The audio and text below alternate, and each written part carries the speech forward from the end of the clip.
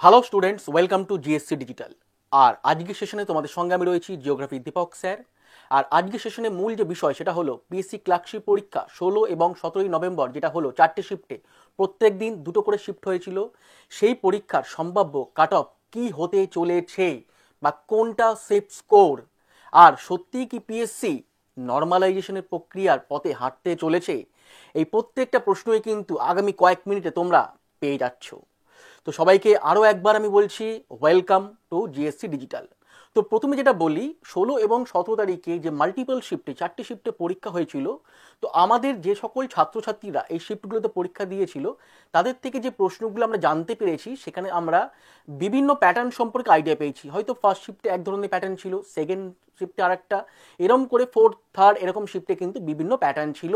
সেখান থেকেই কিন্তু আমরা একটা আইডিয়া বার করে তার সম্ভাব্য কাট অফ বা কোন কোন প্যাটার্নে কী ধরনের কোশ্চেন এসছে, এবারে সামনে যে এক্সামগুলো রয়েছে পিএসসি, সামনে বিসিএস রয়েছে বা অন্যান্য যে এক্সামের আমাদের ভ্যাকান্সি বেরাবে, সেখানে কি প্যাটার্নে প্রশ্ন আসতে চলেছে বা কিভাবে পড়বো, আজকের ভিডিও থেকে কিন্তু তোমরা সবই জানতে পেরে যাবে। তো প্রথমে যেটা তোমাদেরকে দেখাবো সেটা হচ্ছে, দেখে নাও যে প্রশ্ন এসেছিল যে একটা স্টুডেন্ট যে 4টে শিফটে পরীক্ষা দিয়েছে, ধরে নিতে পারি সমমেধা সম্পন্ন 4টে স্টুডেন্ট বিভিন্ন শিফটে পরীক্ষা দিয়েছে, তাদের থেকে যেটা আমরা জানতে পেরেছি, সেখানে দেখছি যে একটা স্টুডেন্ট শিফট ওয়াইজ কতগুলো প্রশ্ন অ্যাটেম্প্ট করতে পেরেছে। এখানে যদি আমরা বোর্ডের দিকে তাকাই তাহলে দেখতে পাবো সেখানে কিন্তু নাম্বারগুলো আলাদা রয়েছে। তার কারণ কি? তার কারণ হচ্ছে প্রশ্নের প্যাটার্ন কিন্তু প্রত্যেকটা শিফটে কিন্তু আলাদা ছিল। কোথাও হয়তো কোয়েশ্চেনটা একটু ইজি টু মডারেট ছিল, কোথাও একটু মডারেট টু ডিফিকাল্ট ছিল, কোথাও মডারেট ছিল। সেই অনুযায়ী সমমেধা সম্পন্ন তোমার 4টে ছাত্র বিভিন্ন শিফটে তাদের কিন্তু কোশ্চেন অ্যাটেম্পটের ক্ষেত্রে অনেকটাই পার্থক্য হয়ে গেছে। তো প্রথমে দেখো, যে সকল ছেলেমেয়েরা বা ছাত্রছাত্রীরা ফার্স্ট শিফটে পরীক্ষা দিয়েছিল, তারা দেখছি 80 থেকে 90টা প্রশ্ন কিন্তু অ্যাটেম্প্ট করতে পেরেছে। এটা কিন্তু খুবই ভালো অ্যাটেম্প্ট করেছে, কারণ 80 থেকে 90 যদি অ্যাটেম্প্ট করে থাকে এবং সেটা যদি বলতে পারি নির্ভুল, তাহলে কিন্তু নাম্বারটা কিন্তু অনেকটাই কিন্তু তারা গেইন করে নিল।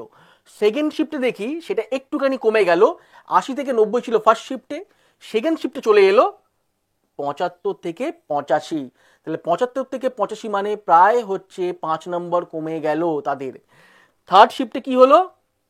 75 to 80। তাহলে 75 to 80, প্রথমে ছিল 80 থেকে 90, তারপরে হলো 75 থেকে 85, আর থার্ড শিফটে চলে গেল 75 থেকে 80। মানে আস্তে আস্তে কিন্তু নাম্বারটা কমছে। তা থেকে আমরা বলতে পারি কোশ্চেনটা কিন্তু আস্তে আস্তে কিন্তু তার লেভেলটা হাই হয়েছে। তো লাস্ট শিফট যেটা যেটা ছাত্রছাত্রীদের থেকে আমরা জানতে পেরেছি সব থেকে যে ডিফিকাল্টি বলবো না, একটু নন কনভেনশনাল, মানে যে প্রক্রিয়ায় পিএসসি এতদিন পর্যন্ত পরীক্ষা নিত, তার থেকে কিন্তু তার আমরা আগাম যে ভেবে রেখেছিলাম, যে সকল ছাত্রছাত্রীরা প্রিপারেশন নিয়েছিল যে এই ধরনের প্রশ্ন আসতে পারে, পিএসসি কিন্তু তাদেরকে কিন্তু হারিয়ে দিয়েছে বললে চলে। কেন? তার যে প্রশ্নের প্যাটার্ন কেউ ধরতে পারেনি, প্রশ্নের প্যাটার্নটা কিন্তু একটু আলাদা করে দিয়েছে। তো তার জন্য কি হয়েছে, ফোর্থ শিফটে যে অ্যাভারেজ অ্যাটেম্প্ট ছিল সেটা কিন্তু কমে গেছে 70 থেকে 80। তাহলে ফার্স্ট শিফটে ছিল 80 থেকে 90, আর লাস্ট শিফটে চলে এলো কত? 70 থেকে 80। মানে 10 নাম্বার কিন্তু অ্যাটেম্প্টের জায়গায় কিন্তু কমে গেল। তারপরে আমরা যেটা দেখবো, তারপরের স্লাইডে তোমরা দেখে নাও, সেটা হচ্ছে সাবজেক্ট ওয়াইজ কোয়েশ্চেন্স প্যাটার্ন। মানে প্রত্যেকটা সাবজেক্ট ওয়াইজ প্রশ্নের যে মেরিট ছিল, কি ধরনের প্রশ্ন, ইজি, মডারেট নাকি হাই, সেটাই কিন্তু আমরা বিভিন্ন ছাত্রছাত্রীর সঙ্গে যারা বিভিন্ন শিফটে পরীক্ষা দিয়েছে আমরা কিন্তু জানতে পেরেছি ইতিমধ্যে। তো সেটা নিয়ে আলোচনা করেছি। ফার্স্টে ছিল ম্যাথস, তোমরা জানো ম্যাথস ছিল 30 নম্বরে, ইংলিশ 30 ছিল, আর জেনারেল অ্যাওয়ারনেস ছিল 40-এ। তো সেই জায়গায় ম্যাথ ছিল ইজি টু মডারেট, মানে বলতে পারি যেরকম অ্যারিথমেটিক থাকার কথা সেরকমই ছিল 4টে শিফটেই। কিন্তু এখানে একটা বিষয় রয়েছে, প্রশ্ন সহজ ছিল কিন্তু একটু লেন্দি বা ক্যালকুলেটিভ। তো তার জন্য যে ছাত্র ছাত্রীরা 30টা প্রশ্ন করে আসতে পারতো, তারা কিন্তু 25টাতেই থেমে গেছে সময়ের জন্য। তাহলে 5 নম্বর কিন্তু এখানেই কমে গেল। কি বললাম, যে অ্যারিথমেটিক যে পোর্শনটা ছিল 30-এ, ইজি টু মডারেট ছিল, পারার মতো ছিল, কিন্তু একটু লেন্দি ছিল। তার ফলে কি হয়েছে, সবগুলো অ্যাটেম্প্ট করে উঠতে পারেনি একটা সমমেধা সম্পন্ন 4টে শিফটের 4টে স্টুডেন্ট। সেকেন্ড দেখি ইংলিশ, ইংলিশও কি ছিল, ইজি টু মডারেট ছিল, বাট বাট কি লেখা আছে দেখো, বাট কনসেপচুয়াল। মানে যারা এতদিন ভেবে গেছিলে synonyms, antonyms, idioms, phrasal verb এইগুলো করে গেলেই আমি পাস করে যাব ওয়ান ওয়ার্ড সাবস্টিটিউশন, তাদেরকে কিন্তু পিএসসি হারিয়ে দিয়েছে। তার কারণ এইখানে প্রশ্ন হয়েছে একটু কনসেপচুয়াল দেখবে, voice change, narration, tense, sentence improvement, affirmative থেকে প্রশ্ন কিন্তু বেশি এসেছে। তো এই জায়গাটা কিন্তু পিএসসি তার প্যাটার্ন চেঞ্জ করেছে। আর সব থেকে গুরুত্বপূর্ণ জায়গা সেটা হলো জেনারেল অ্যাওয়ারনেস। সেখানে 40 নম্বরের মধ্যে এতদিন পর্যন্ত আমরা ইতিহাস, ভূগোল, পলিটি, বায়োসায়েন্স বা ফিজিক্স, কেমিস্ট্রি, ইকোনমিক্স বা ট্র্যাডিশনাল জিকে এবং কিছু কারেন্ট অ্যাফেয়ার্স পড়ে গেলেই যে আমাদের হয়ে যেত, পিএসসি কিন্তু বিভিন্ন শিফটে তার প্যাটার্ন চেঞ্জ করেছে। প্রথমে শিফটগুলোতে কি ছিল, প্রথমে শিফটগুলোতে কিন্তু তোমার বলতে পারি কোশ্চেনটা একটু ইজি ছিল। তো তার ফলে কি হয়েছে, তার ফলে হচ্ছে এইখানে কিন্তু যারা জেনারেল অ্যাওয়ারনেসের কোশ্চেনগুলো অ্যাটেম্প্ট করেছে সেখানে কিন্তু ট্র্যাডিশনাল জিকে থেকে কিন্তু অনেকগুলো প্রশ্ন অ্যাটেম্প্ট করতে পেরেছে। কিন্তু যতই শিফট বাড়তে শুরু করেছে, 2, 3, 4-এর দিকে গেছে, ততই কিন্তু জেনারেল অ্যাওয়ারনেসের মধ্যে যেটা ট্র্যাডিশনাল জিকে বা বলতে পারি history, geography, polity, economics, bioscience, এখান থেকে কিন্তু সাবজেক্টিভ জিকে যেটা, সেখান থেকে প্রশ্ন কিন্তু কমেছে।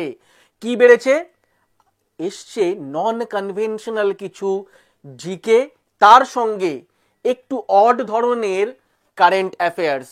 আমি এটাই বলবো, এটা বলবো না কখনোই যে কারেন্ট অ্যাফেয়ার্স কঠিন এসেছিল, কিন্তু মানে চিরাচরিত যেরকম আসতো, কে নোবেল পেলো, কে পুলিৎজার, কে ম্যান বুকার, কে তোমার হচ্ছে এই খেলা জিতেছে, এই ধরনের প্রশ্ন কিন্তু এবারে সেরকম আসেনি।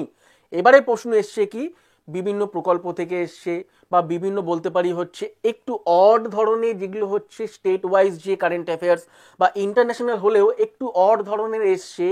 দেখো, এটা বলবো না যে পারার মতো নয়, হ্যাঁ, যে সকল ছাত্রছাত্রীরা 1 বছরের একটু খুঁটি খুঁটি পড়ে গেছে তারা অবশ্যই কমন পেয়েছে, কিন্তু যারা ভেবেছিল যে এই প্রিভিয়াস ইয়ারে এই ধরনের প্রশ্ন এসছে, আমরা এটা করে যদি চলে যাই আমরা কমন পেয়ে যাব, তারা কিন্তু একটু হতাশ হয়েছে।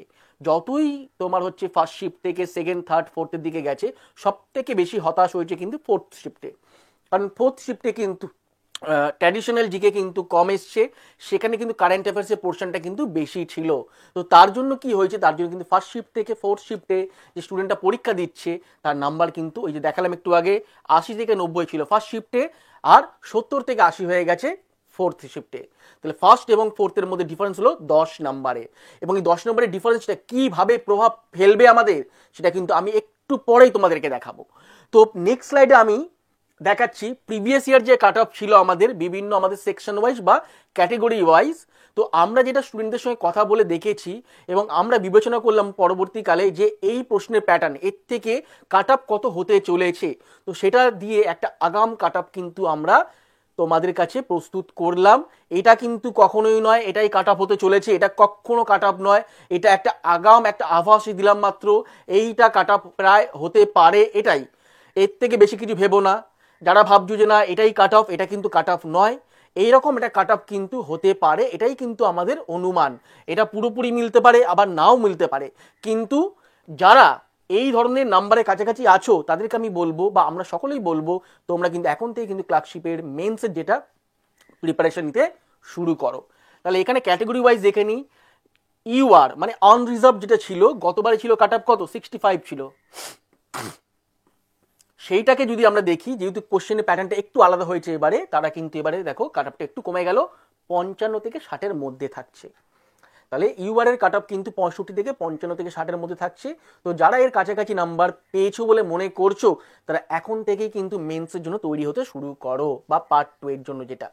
তারপরে ওবিসি এ গতবারে প্রায় ছিল কত, প্রায় ছিল হচ্ছে 48-এর কাছাকাছি, এইবারে কাট অফটা হতে পারে 45 থেকে 50। ওবিসি বি, তোমরা জানো ওবিসি বি এর কাট অফ কিন্তু খুব একটা হেরফের হয় না জেনারেলের থেকে, তো গতবারে যেটা ছিল তার থেকে একটু হয়তো কমে গেছে। তাহলে এখানে কাট অফটা কি হচ্ছে 50 থেকে 55-এর মধ্যেই কিন্তু কাট অফটা থাকছে, এটা ফর ওবিসি বি।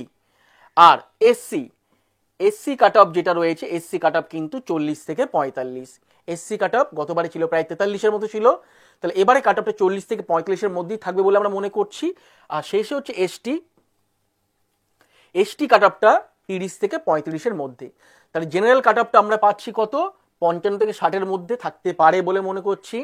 ওবিসি 45 থেকে 50, 50 থেকে 55 হচ্ছে ওবিসি বি, এসসি হচ্ছে 40 থেকে 45, আর এসটি হচ্ছে 30 থেকে 35। তো যারা এর কাছাকাছি নাম্বার পাচ্ছ বলে মনে হয় তারা কিন্তু এখনই তোমরা প্রস্তুতি নিতে শুরু করে দাও, সময় কিন্তু নেই। কারণ দেখেছো প্রিলি বা পার্ট 1-এর পরীক্ষার প্যাটার্ন কোশ্চেন কেমন হয়েছে, তাহলে মেন্সটাও তোমরা কিন্তু আগাম কিন্তু বুঝতেই পারছো কেমন হতে পারে।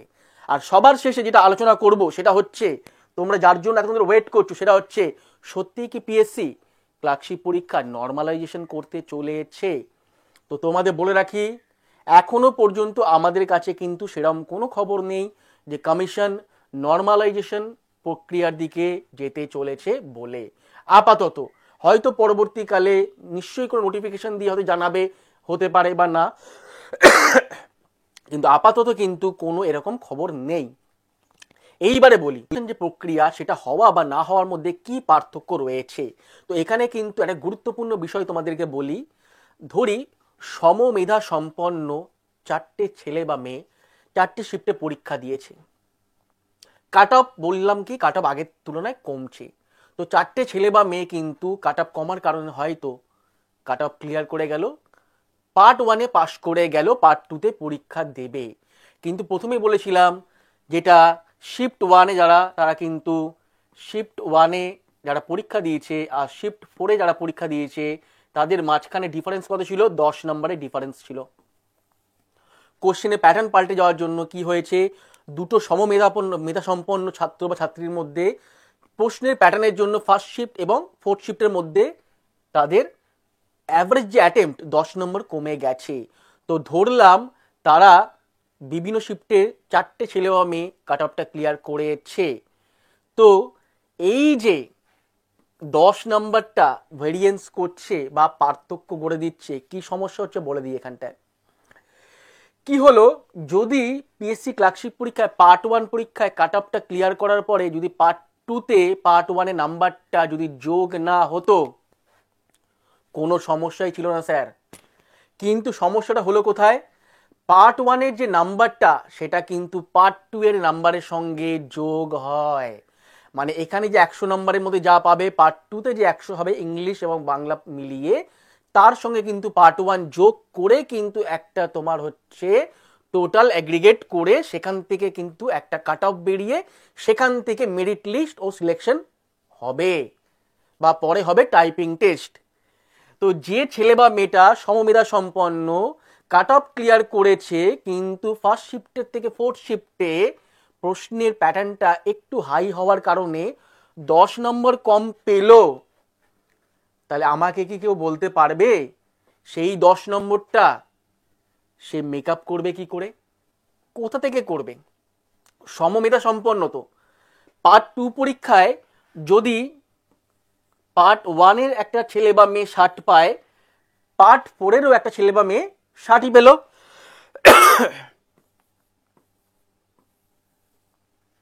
কিন্তু এই 10-এর যে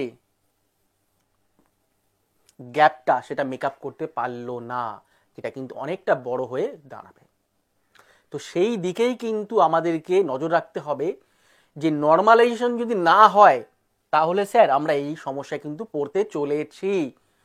তো আশা করব কমিশন এই বিষয়টা নিশ্চয়ই খতিয়ে দেখবে এবং এইটা খতিয়ে দেখে নিশ্চয়ই এমন কিছু একটা সিদ্ধান্ত নেবে যেখানে প্রত্যেকটা শিফটের প্রত্যেকটা ছাত্রছাত্রীকে ফেয়ার একটা চান্স দেওয়া হবে, তাহলেই কিন্তু সুষ্ঠুভাবে প্রক্রিয়াটা চলতে পারে।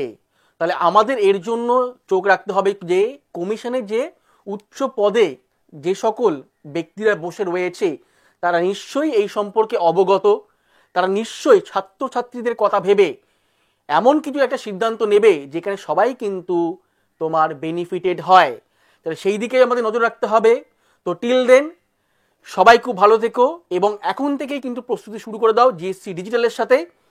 তো সবাই ভালো থেকো, এই পর্যন্ত থাকলো। আবার একটা নতুন ভিডিও নিয়ে নতুন আঙ্গিকে তোমাদের কাছে চলে আসবো।